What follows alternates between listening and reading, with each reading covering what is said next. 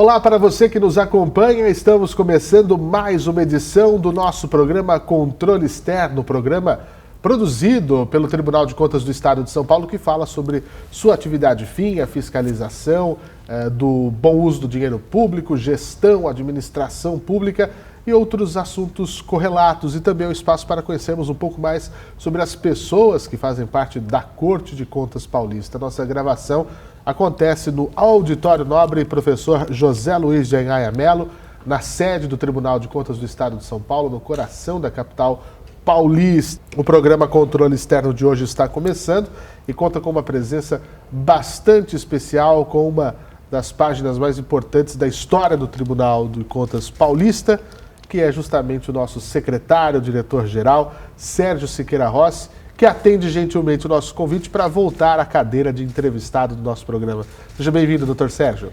Eu agradeço a oportunidade a todos aqueles que nos veem e nos ouvem. É sempre um prazer poder conversar com o senhor, doutor Sérgio, porque tem muita história, tem muito humor, tem muita desenvoltura para falar e torna muito mais fácil o ofício do entrevistador, né? Então, é muito bacana poder contar com a sua presença. Vou contar um pouquinho da história. Quem é Dr. Sérgio Siqueira Rossi? É paulistano, nascido aqui na região central de São Paulo, no Brás, não é? Um dos bairros mais tradicionais da cidade de São Paulo. Começou por concurso público aqui no Tribunal de Contas em agosto de 70, após ser nomeado no serviço público com cargo efetivo de técnico em contabilidade. Além do curso técnico em contabilidade, é graduado em Direito. O Dr. Sérgio, ao longo dos anos, ocupou diversos cargos e funções aqui no Tribunal de Contas do Estado de São Paulo, o que lhe confere essa capacidade de trânsito e de saber como se faz as coisas aqui dentro. Foi auditor 1, auditor 2, assessor técnico de gabinete, diretor técnico de divisão, assessor técnico-chefe da assessoria técnico-jurídica, ATJ, chefe de divisão, chefe de gabinete, de conselheiros e da presidência, inclusive atuando várias vezes neste plenário como substituto de conselheiro. No ano de 1989, mais precisamente, você está assistindo isso num outro momento, mas na data em que gravamos esse programa, 31 de maio, hoje completa, portanto, o aniversário de sua passagem ao cargo que está até hoje, secretário, diretor-geral da Corte de Contas Paulista, que no plenário divide o espaço com o presidente e também com a procuradora, no caso atualmente, procuradora-geral do Ministério Público de Contas. Dr. Sérgio também é coautor do livro Lei de Responsabilidade Fiscal, comentada artigo por artigo, ministra palestras, cursos, está há quase 30 anos rodando pelo interior paulista nosso ciclo de debates, é convidado para vários locais para falar sobre a eficiência do setor público, fiscalização das contas, enfim, em várias entidades e órgãos públicos. Uau, que carreira, doutor Sérgio. Bom, primeiro dizer da responsabilidade de responder a uma entrevista capitaneada por um profissional da sua qualidade e do seu tamanho. A carreira são circunstâncias da vida. Chega-se a um lugar, abraça-se com disposição as missões que são lhe conferidas, atua com responsabilidade, acredita que pode evoluir, contribuir para a melhoria da sociedade e do interesse público, que é um papel relevante do Tribunal de Contas, contar com a saúde e com a ajuda de Deus para, naturalmente, chegar ao momento, estou em final de carreira, mas com a consciência de quem cumpriu, com muito rigor e com muito empenho, as obrigações que eram decorrentes. Lembrou bem o meu querido Fernando Martins, hoje eu estou fechando 34 anos na Secretaria Diretoria Geral. Portanto, é uma convivência bastante estreita com a instituição. Participei de várias gerações aqui, de servidores, e gosto do que faço. Digo sempre àqueles que comando que é uma coisa que é fundamental. Se você pela manhã levantar-se e disser tenho que ir, é melhor parar. Se você levantar e dizer, nossa, eu tenho que ir, aí é para você continuar. Essa que é a premissa básica de ter sucesso na sua carreira. É assim que eu vejo. Onde quer que for, faça o que tiver que fazer. Se não der o desejo de fazer, é porque é hora de parar. Exatamente, ou nem de começar. Ou nem de começar. Aliás, está no lugar errado. Aliás, eu quero deixar bem registrado aqui, não tenho nenhum remorso em relação a isso, que toda vez que nós empossamos servidores aqui, eu digo textualmente que aqui não é nuvem passageira, não é sobrevoo. Veio para ficar. Se não é para ficar, vá já embora. Não nos dê a expectativa de que estamos tendo aí alguém que vai resolver o nosso problema e nós sabemos que ao final não será assim. Pois é, aí o senhor me faz pensar num assunto, doutor Sérgio, que para mim sempre foi muito complicada essa ligação, que é o tempo. O tempo não para, já dizia o poeta, e não venha gastar o seu tempo e nem o nosso se não for. Isso vale para a vida, né? Não gaste o meu tempo, o seu tempo. O tempo não para, ele não retroage, ele só anda para frente. Então, faça da melhor maneira. É exatamente isso. Nós aqui, eu posso dizer que participei da renovação de 4 gerações de diretores aqui. Sim. E os critérios de escolha foram sempre aqueles que mostravam que você estava diante de um servidor que estava comprometido com a instituição, que efetivamente havia abraçado a instituição. E como tal, ele merece que o tribunal lhe dê a oportunidade para que ele possa cada vez mais apresentar as qualidades que o levaram a essa posição. Eu acho que é exatamente isso. Agora, doutor Sérgio, no seu caso específico, a gente ouve esses números, né, absolutos e causam choque. 53 anos dedicados a uma instituição, né? Pessoas às vezes não duram 53 anos, relacionamentos não duram muitas vezes 53 anos, amizades, contratos de trabalho. Quando nós falamos então dessa questão com o tempo, de não perder, de fazer valer, e a gente vê isso, olha, o Dr. Sérgio Siqueira Rossi, há 53 anos, faz parte de uma corte que se digna e se dedica a cuidar da coisa pública no estado de São Paulo, que é um país por si, né? Em números, em verbas, em gente, né? Como é que o senhor vê esse momento da sua vida, quando a gente faz essa passagem? Não, você está sendo preciso na abordagem. Eu primeiro tenho que dizer que eu fui sempre muito prestigiado pela cúpula do tribunal. Eu sempre fui acreditado. Claro que sempre procurei fazer o melhor, fazer aquilo que efetivamente eu entendia que era o rumo mais eficaz para o controle externo, do qual nós fazemos parte. Se a cúpula me prestigiou, eu também não posso descartar o apoio incondicional que eu recebi dos meus subordinados. Desde o funcionário lá da ponta até o meu diretor de divisão, o meu diretor de departamento, todos muito afinados com a orientação da Secretaria de Diretoria Geral. E sempre de uma forma construtiva, no diálogo, para mostrar que alguns caminhos precisavam ser mudados, como de fato foram na vida do controle externo. Então, se acontecer alguma coisa de bom, eu devo primeiro à cúpula, que deixou que eu nadasse por tanto tempo nessas águas. E depois àqueles todos que, sob a minha orientação, cumpriram com rigor e sempre com muita dedicação e empenho as tarefas que lhes são cometidas. E a Secretaria de Diretoria Geral, em especial, que é o coração, né, doutor Sérgio, do tribunal, nessa... eu não sei se eu fizesse uma analogia ao esporte, né, aquele que distribui as jogadas, porque tem que estar super alinhado, a diretoria que tem as informações, as coisas passam por lá, é uma questão pesada. Aí de atribuição. Se faz necessário que eu faça um esclarecimento.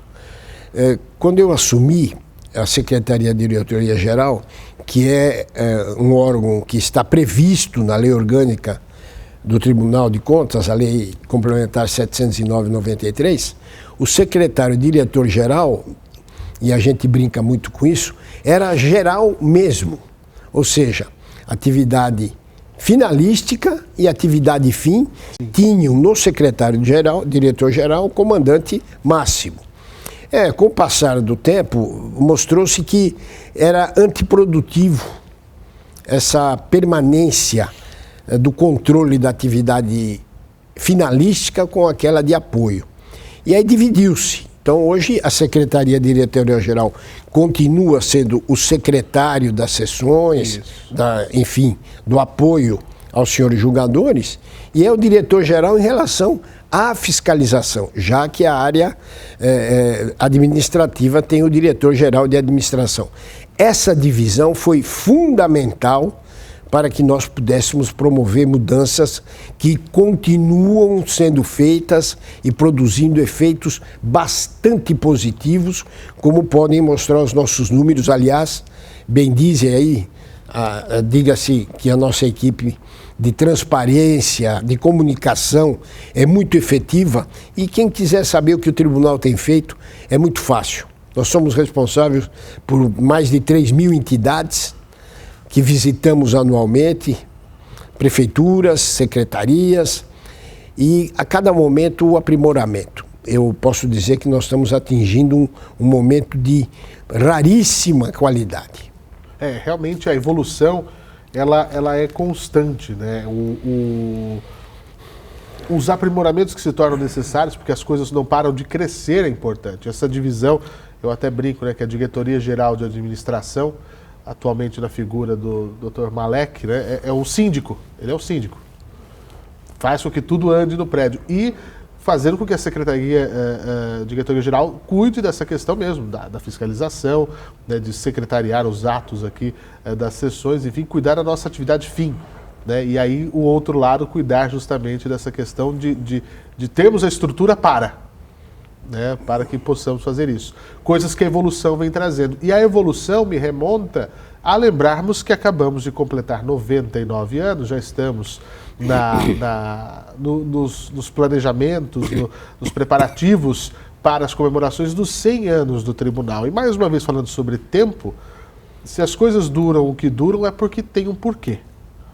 Né? Senão é sobrevoo, como o senhor já disse no começo da nossa entrevista. 100 anos de muito trabalho e a gente deve já fazer um exercício para pensar o que virá pela frente aqui no tribunal. Não, o dia que nós passarmos a parar de pensar na evolução, é sinal de que nós estamos satisfeitos com aquilo que talvez não esteja satisfazendo a sociedade. Uhum. Eu deixaria aqui, como exemplo marcante de mudanças no tribunal, claro que a tecnologia é fundamental na nossa vida hoje, o sistema UDESP, a criação do índice de efetividade de gestão municipal, mas o Tribunal de Contas está enveredando agora para a avaliação das políticas públicas. O IGM é um instrumento que nos dá indicadores, e com a avaliação das políticas públicas, sem abdicar daquilo que a Constituição nos impõe, que é a verificação dos aspectos de conformidade, de formalidade, o tribunal está olhando a destinação e a aplicação do recurso. Ou seja, o que efetivamente resultou daquele gasto. Quero traduzir de uma forma mais simples. A Constituição diz que todos os municípios, em particular o Estado de São Paulo, tem um percentual de 30%, mas todos os outros municípios e todos os outros estados do Brasil têm 25% da receita resultante de impostos a ser aplicada no ensino. Há bem pouco, nós fazíamos o exame documental de toda essa aplicação, folhas de pagamento, eventualmente a estrutura toda da escola, e dávamos isso aí como encerrada em função da exigência constitucional. Hoje, nós demos um passo à frente.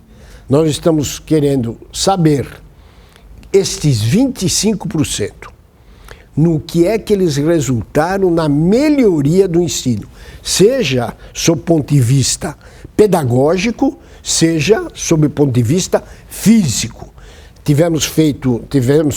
Temos realizado algumas fiscalizações que chamamos de ordenadas, é um nome que nós pusemos para não ser confundido com o órgão policial, exatamente para poder verificar recentemente qual o estado da saúde no estado de São Paulo.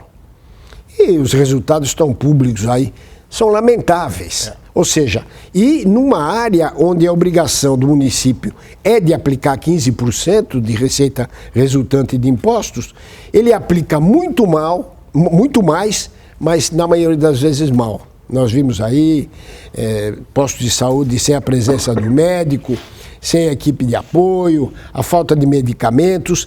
Isto empurra o administrador a atender os comandos que o tribunal está mandando. Então, esta questão de verificar as políticas públicas é um avanço extraordinário na vida do tribunal. Hoje, então, antigamente a gente falava exatamente sobre isso. Não, tem que pôr o dinheiro, tem que dar, o dinheiro tem que estar lá, tem que estar... Só que hoje nós falamos de resultado, né, de maneira prática, eficiência. Qual o resultado que aquele dinheiro empregado está tendo? Se é realmente isso que aquela população precisa, se tem que ser... Hoje, então, até com a tecnologia, né, doutor Sérgio, é a era do ajuste fino. Né? Hoje nós conseguimos dar cada vez mais, com maior profundidade no gasto público. Né? Não é aquela, tem que ter o percentual do ensino, ponto. Não, mas exatamente para aquilo, mais para cá, nós temos uma demanda aqui que precisa ser observada, é cada vez mais capilarizado, então. É isso, e o mais importante disso é que poucos conhecem o Tribunal de Contas. Eu costumo dizer, sem nenhum constrangimento, que somos pouco conhecidos e muito mal falados. Se fizermos uma pesquisa em qualquer centro e perguntarmos o que o Tribunal de Contas faz, seguramente pouquíssimas pessoas saberão dizer o que o tribunal faz. Mas, em verdade, o que nos move é exatamente esta obrigação. Nós não somos órgãos policiais. Nós, quando se fala em tribunal, se imagina que nós temos aqui a capacidade de condenar alguém Sim. a uma pena civil ou criminal, quando em verdade esse não é o nosso papel. Claro que somos, no exercício das nossas atividades, uma fonte de prospecção para verificação de uma eventual ato de corrupção, porque lamentavelmente a sociedade padece desse vício no mundo, não é uma exclusividade nossa. Sem dúvida. Mas os órgãos que atuam para a corrupção, dentre eles o Tribunal de Contas não faz parte. Isso é uma atividade para a polícia, para o Ministério Público e para o Judiciário. Agora, doutor Sérgio, nessa questão, nós não temos esse lado policialesco, mas nós também não temos um outro lado, mas que estamos assumindo de maneira muito graciosa e necessária, que é o lado pedagógico, já há alguns anos. Isso também é importante. Nós temos...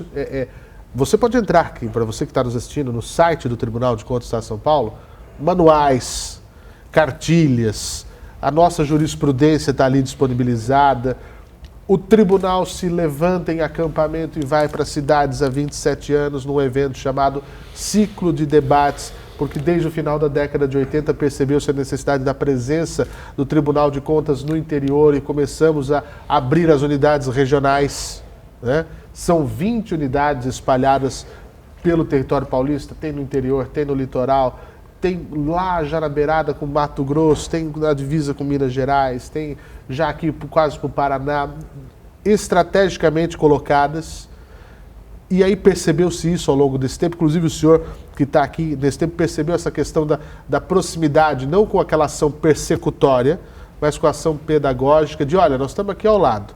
Não quer dizer que nós fazemos vista grossa, mas antes de errar, por que não aprender?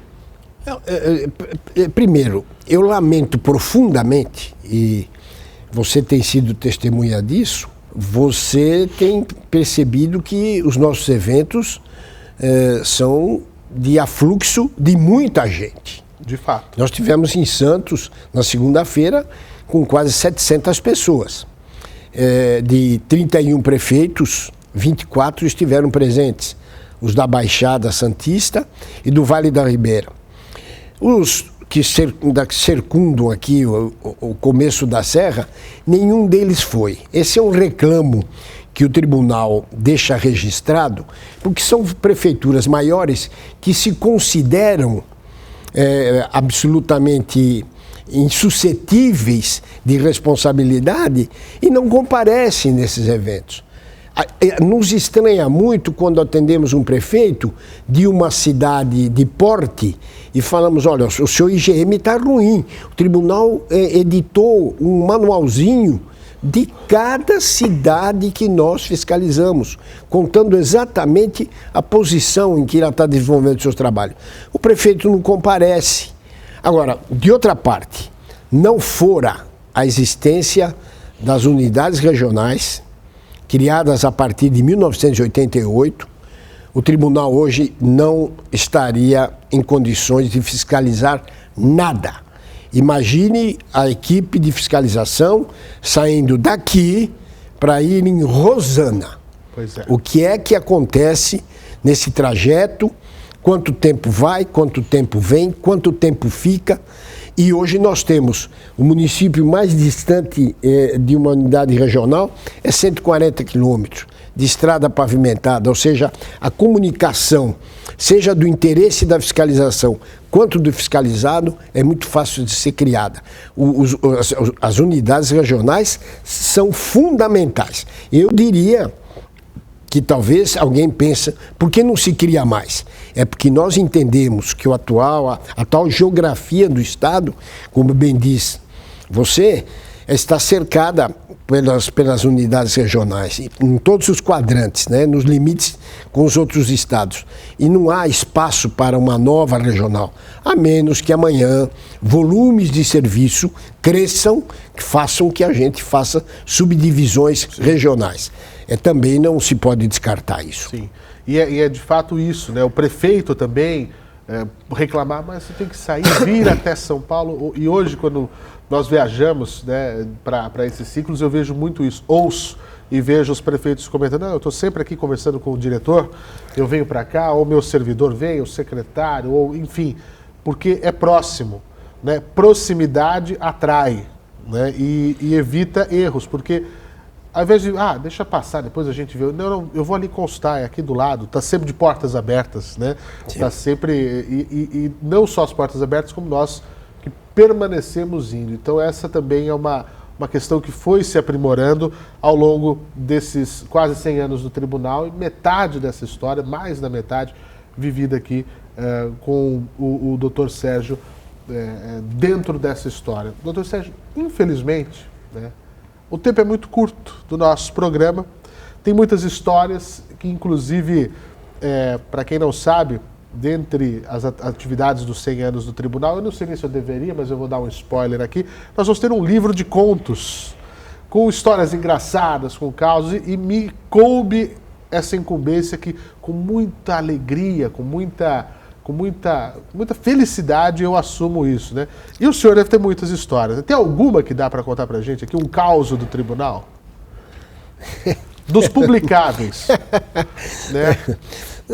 Eu acho que, na verdade, nós quebraríamos a grande surpresa do livro que você vai escrever. Ok. E claro que eu diria que temos histórias extraordinárias. Eu posso contar uma apenas. Sim. Que ela é verdadeira, mas ela é do tempo em que eu chegava aqui. Ok. Diria um moleque. Eu tinha 21 anos. E aí eu não tinha a menor ideia do que acontecia aqui. E via pessoas aqui, todas elas de gravata, com o bigode bem posto, estranhava, pasta. Eu, naquela visão, naquele momento, achava que todo mundo eram altas autoridades da casa, né? Alguns eram e outros não eram. E a fiscalização estava por aí, mas era uma fiscalização absolutamente insípida. E aí me lembro de um processo em que passou pela minha mão na assessoria jurídica, onde o fiscal havia ido verificar a estrada de ferro Campos Jordão. Aquele trenzinho que está lá até hoje, que faz um passeio turístico. E as contas estavam naturalmente em ordem, porque ali não tinha nada, a não ser um trem que ia para lá e para cá, com a bilheteria, vamos dizer, ruinosa. E o agente disse assim, tem uma coisa que há de ser feita, uma recomendação, que os trilhos da rodovia sejam pintados de branco fosforescente para que o turista à noite possa ver o trajeto. Eu considerei isso aí uma coisa absolutamente cômica. Né? A intenção pode ter sido a melhor do mundo, mas pintar o trilho de branco. Então, essa é uma das histórias que você está autorizado a incluir. Sem dúvida. Na sua... E para quem vai para Campos do Jordão, pode ver que não é branco o trilho, desde até então. Hoje não. Caso contrário, não tivesse tido a atenção do Dr. Sérgio, talvez iam colocar até pneus nos trens, né, mas sob o risco de apagar com a borracha dos pneus a linha, né, do trem. Dr. Sérgio, essas e outras histórias estarão no livro dos 100 anos para o ano que vem e muitas outras ações. Eu desejo ao senhor vida longa, sucesso, por onde o senhor caminhar, por onde o senhor for. Tenho um carinho muito grande da maneira como me recebeu aqui no tribunal. Cheguei aqui conduzido pelo conselheiro Dimas Ramalho e seu gabinete, mas pude, pela comunicação, pelo trabalho da comunicação, andar em todos os lugares desse tribunal. E muito me afeiçoei ao senhor pela nossa raiz muito semelhante, eu de Araraquara, o senhor de Tabatinga, né, tem a família de Tabatinga, mesmo tendo nascido aqui na capital paulista, e uma afeição de vida, né? De uma amizade que irá perdurar. Nosso agradecimento pelo seu trabalho, pela energia que nos coloca aqui sempre, em nome de todos nós do Tribunal de Contas do Estado de São Paulo. Eu quero só deixar um registro final de dizer que a sua chegada aqui, eu conhecia como jornalista de rádios de pro aqui do Estado, mas não tinha nenhum contato físico. Hoje eu posso dizer que somos quase almas gêmeas. E, naturalmente, a minha saída faz com que eu deixe aqui a certeza de que pessoas como você e outras tantas que estão reunidas aqui nesse momento serão responsáveis pelo permanente engrandecimento do tribunal. Agradeço muitíssimo essa oportunidade, levo esse registro para a minha vida para sempre. Muito obrigado. Muito obrigado, meu amigo Sérgio Siqueira Rossi, secretário-diretor-geral do Tribunal de Contas do Estado de São Paulo, em mais uma edição do nosso programa Controle Externo, porque aqui falamos de leis, falamos de dinheiro público, falamos de histórias, falamos de pessoas, porque são os assuntos que impactam diretamente a vida de cada um de nós. A você que nos acompanhou até aqui, mais uma vez, o meu agradecimento. E visite o site do TCE, tce.sp.gov.br, e saiba tudo o que é feito por aqui. Até o próximo programa. Tchau.